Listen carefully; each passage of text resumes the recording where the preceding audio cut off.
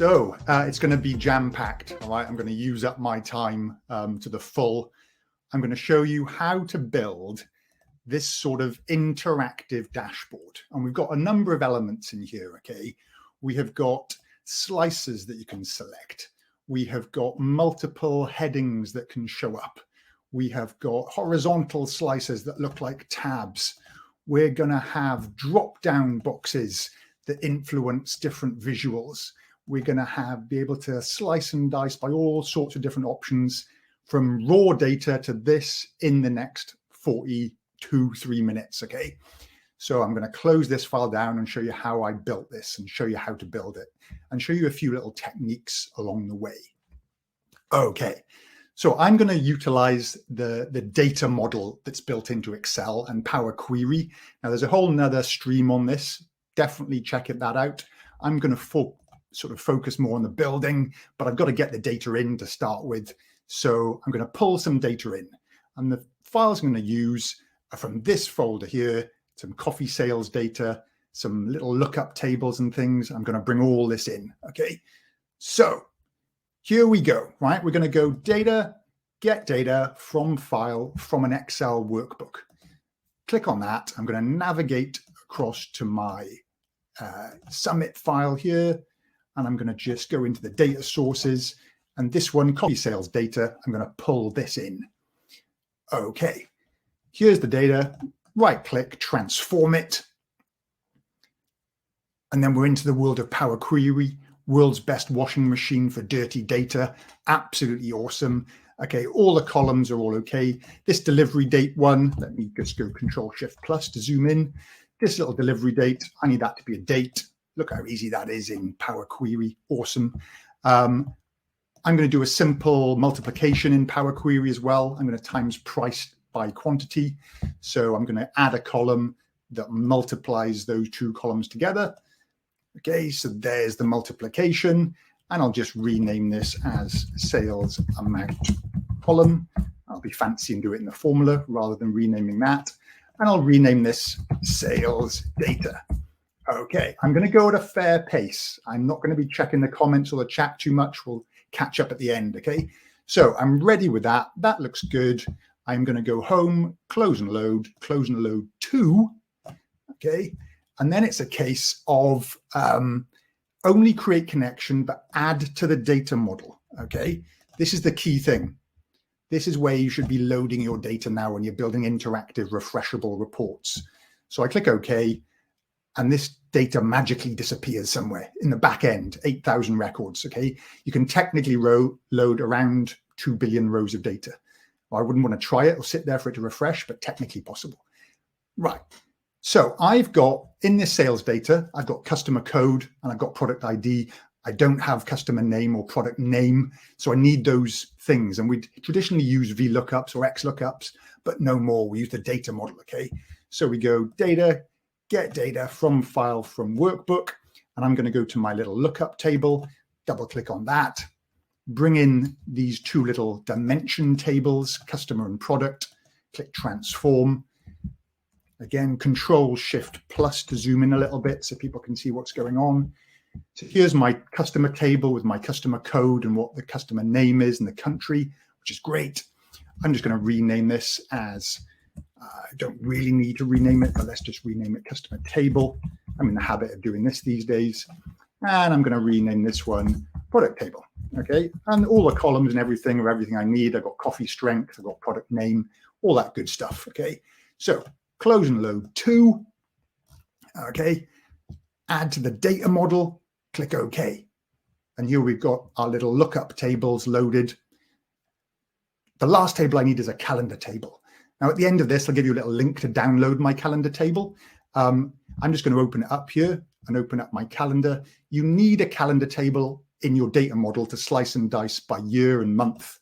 I've got a file with one here. I'm just going to right click, copy it, close the file down, right click, paste it. And there's my calendar table. Right click, load to the data model. Okay, so I've got all this stuff in my data model. Okay, but where is this? Okay, so under the data tab, there is a green button called Manage Data Model. This is where everything is. Okay, so you click on it and it'll open up Power Pivot. So if I minimize this screen, here's my Power Pivot data model. And here's my sales data, could be millions of rows. Here's my customer table. Okay, all these bits and pieces. Here's my calendar table with my date and my year and my month and my day and all that sort of good stuff. Now, one thing I need to do, I want my months to display in month order, not alphabetically. So I click on month and I say sort by, and you go sort by month number. Now, if you want to sort on a financial year, then you would just pick from this calendar, you would pick financial year, and then all your charts would sort by financial year, which is beautiful. Okay, so month number for sort. Okay, and now the magic bit. Okay, the bit that can replace 100 million VLOOKUPs. I've got a little YouTube video on that. Okay, here's my sales data, right? And I'm going to hook up my order date to my date. So I can now slice and dice my sales and quantity by year and month. I'm going to do customer code up to customer code and product ID up to product ID. And I can now slice and dice all my data by month, by product, by customer, by city, okay, without writing any lookups. These lines are your lookup formulas, essentially, and they can do millions and millions instantly. It's awesome.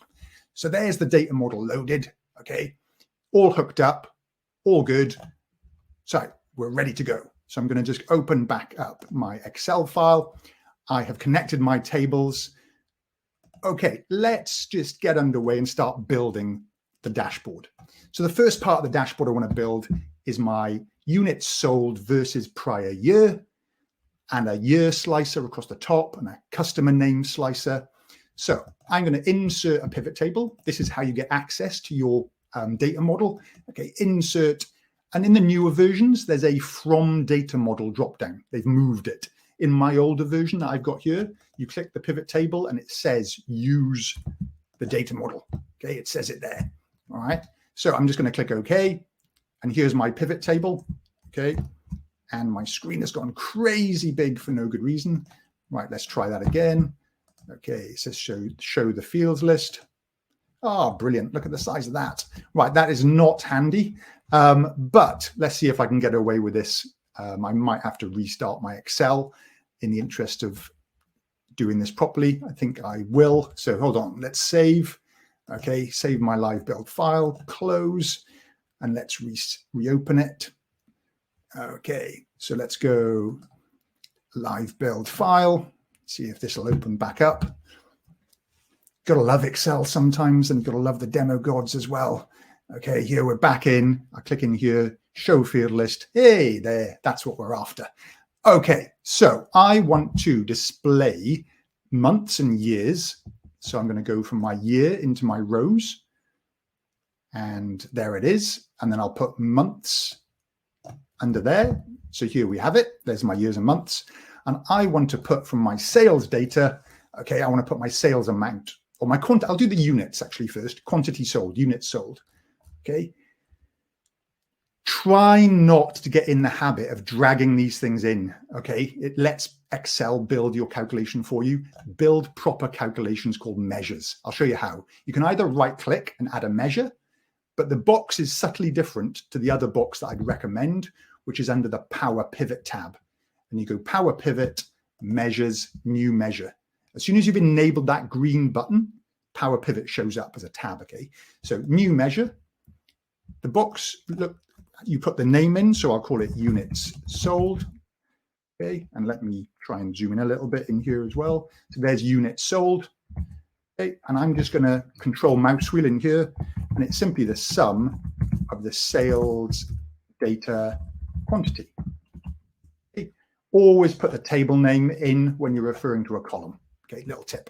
Right, so check my formula, all good. It's a number, 1000 separator. Whole number will do, and click OK. So there's my unit sold. Lovely. And my measure shows up here, my little calculation. Okay, being explicit about handling this.